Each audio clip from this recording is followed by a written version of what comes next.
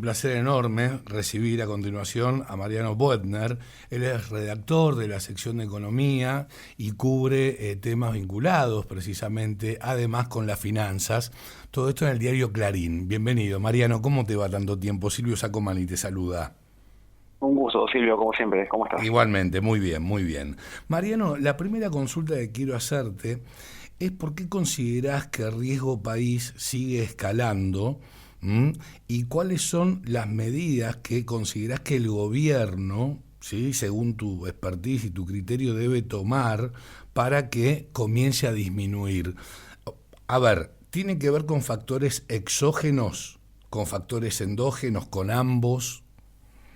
Yo te diría, Silvio, que tiene que ver enteramente con factores endógenos, es decir, Mm. cosas que están pasando en Argentina, que son miradas desde afuera y que hacen que la Argentina todavía no pueda hacer bajar de manera consistente el riesgo país.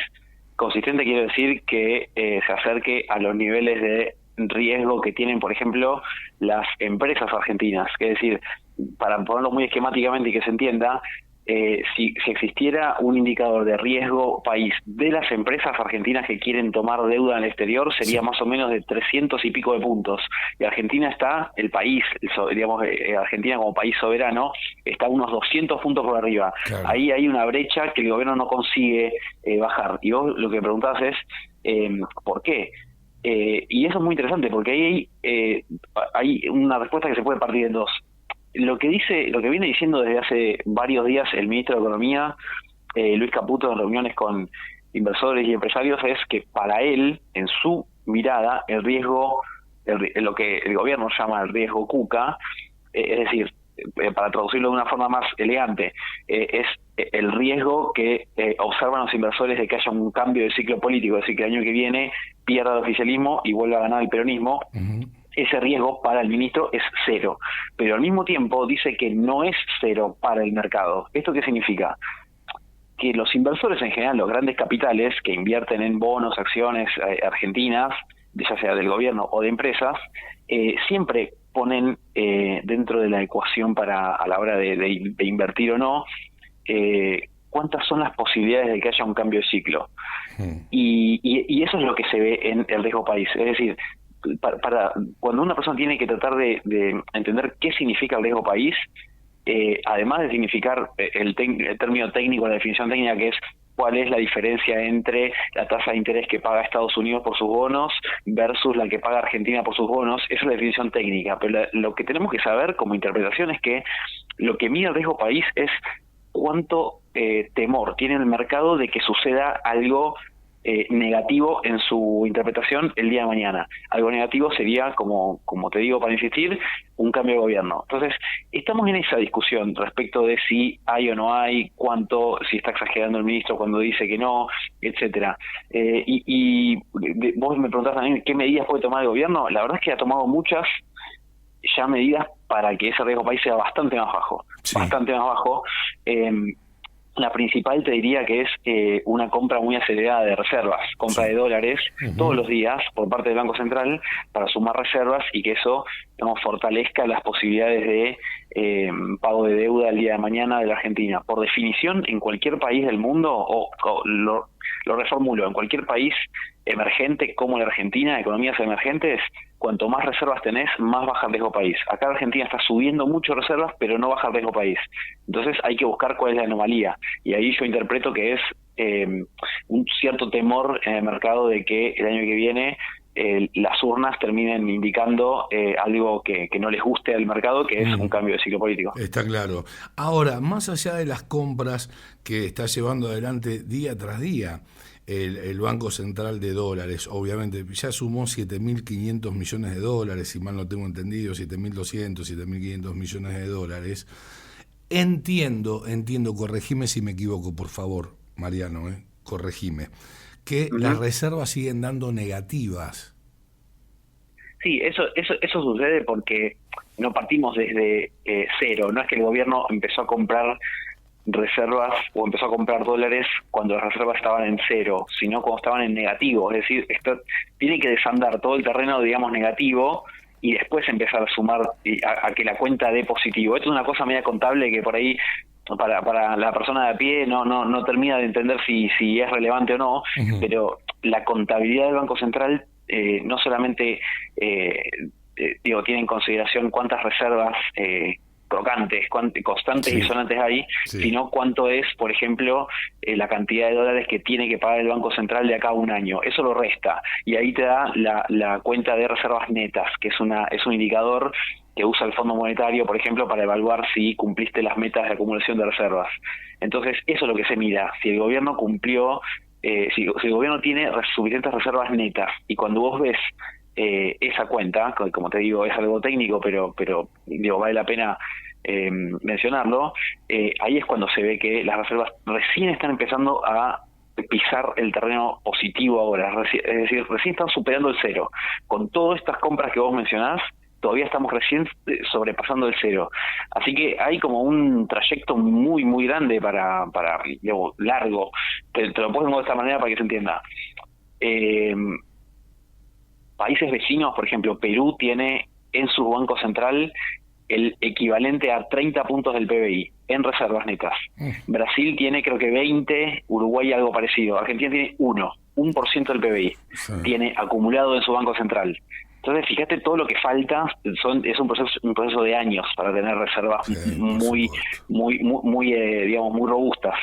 Entonces estamos viendo el principio de una película que al mercado le gustaría ver. El tema es que no coincide en la secuencia de compra de reservas y de todas estas medidas que está tomando el gobierno con la premura de las elecciones. Está en falta un año y medio, pero digo, en términos históricos, digamos, es poquito, un año y medio es ya, está a la vuelta de la esquina. Para un país no es nada. Exactamente, eso digo. Claro, para un país no es absolutamente nada. Ahora, ¿estimás que la macro ya está acomodada en un 100%? Es una buena pregunta. Es muy tentador para muchos economistas decir, yo como soy periodista económico me voy a correr de esa definición tajante, porque yo soy periodista económico, entonces tenemos que mirar las cosas con más neutralidad en lo posible. Los economistas debaten todo el tiempo si esto es un ordenamiento macro o no. ¿Qué significa ordenamiento macro? Bueno, si vos tenés un régimen de inflación que va acelerando todos los años o todos los meses, bueno, tratar de anclarlo y que la inflación empiece a bajar. Eso sí está pasando, con algunos corcoveos que ha tenido en los últimos meses, pero si mirás la película larga, está bajando la inflación. Después tenés la cuestión del superávit fiscal, es decir, cortar el déficit de las cuentas públicas enorme que tenía Argentina, que eso era muy notorio, quizás era lo más urgente, y eso también el gobierno lo cortó. Quiero decir, lo revirtió y ahora tiene superávit de manera sostenida desde hace 2 años y pico. Ahí alguien me podría decir, y yo lo acepto, bueno, ¿y cuál es el costo de tener ese superávit si tenés que recortar partidas muy sensibles en todos lados y tenés focos de eventual conflicto en todos lados, en universidades, en salud pública, en discapacidad, en las provincias que no están ahogadas financieramente porque el gobierno cortó los envíos de transferencias a provincias? Bueno, la obra pública ni hablar, rutas en mal estado porque le falta mantenimiento porque no hay plata, bueno, en fin. Entonces la pregunta es mucho más difícil de responder que sí está ordenado todo, que es lo que diría el gobierno, o economistas afines, digamos, o que la economía no ordenó absolutamente nada, que se estaría en el otro extremo. Creo que la verdad, como suele suceder, la verdad está a mitad de camino entre las dos cosas, ¿no? Entonces hay cosas que el gobierno sí logró ordenar, o logró y hacer más viable, y otras cosas que evidentemente le faltan. Por ejemplo, resolver el tema de la micro. Bueno, sí, el tema de actividad económica, yo hasta que tengo entendido por hablar con gente de gobierno y demás, al gobierno le preocupa bastante más la actividad económica que la inflación. Es decir, la inflación en algún momento, después de haber subido en los últimos meses, entendían que el proceso natural era que vuelva a bajar, y de hecho los números preliminares de abril de consultoras privadas indican que el 3,4 de inflación del mes pasado ya fue el techo y a partir de ahora va para abajo. Con lo cual, eso es quizás una preocupación menos, pero es más acuciante para el gobierno la actividad económica, tratar de revitalizarla un poco, porque los datos de principio de año, de los primeros 2 meses y pico de año, que son los que ya se conocen, fueron bastante flojos. Entonces el gobierno a esta altura pretendía tener una economía bastante más acelerada, con un ritmo bastante mayor, y eso no está pasando. Salvo, bueno, sectores sectores que tienen buenos, digamos, buena flujo de inversiones. Bueno, ahí está la minería, el petróleo, el gas, quizá la actividad financiera también. Bueno, hay un grupo de sectores que están llevándose la mejor parte, y después tenés muchos otros que no, que de hecho al lo contrario, es muy difícil que vayan al mismo ritmo.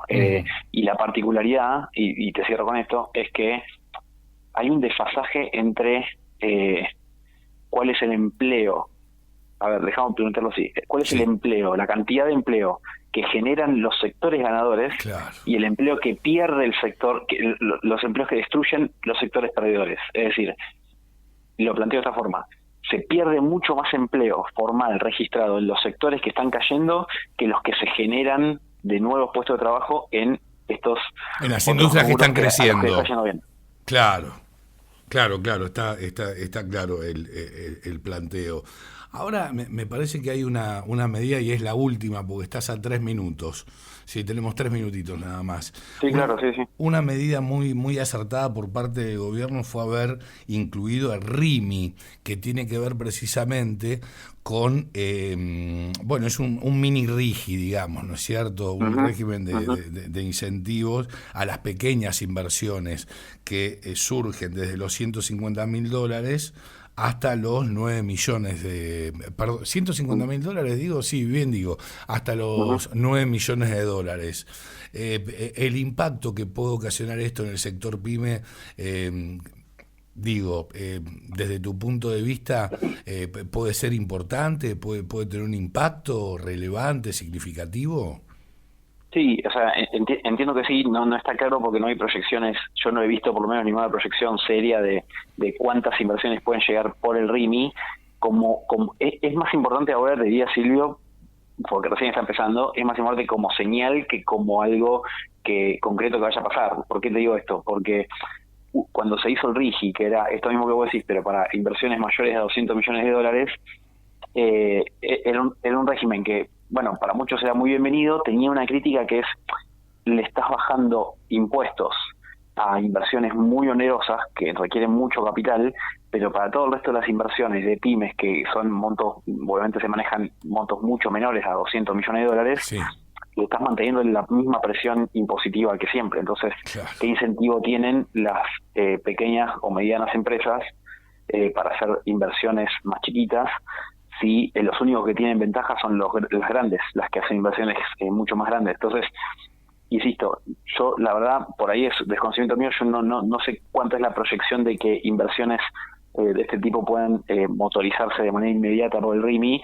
pero sí me parece que es importante como señal que el gobierno le pueda decir a todo el rubro empresarial que los beneficios impositivos no van a ser solamente para las grandes, sino que las pymes también van a tener un régimen parecido. Desde ese punto de vista me parece un mensaje que está bueno. claro. Es positivo, pero la verdad es que no sé cuántas inversiones podrían llegar ya mismo por esto. Bien, Mariano, muchísimas gracias, muy amable como siempre, te envío un fuerte abrazo. Abrazo grande. Chau, chau. Adiós, hasta siempre. Lo escuchabas a Mariano Boedner, redactor de la sección de Economía del diario Clarín.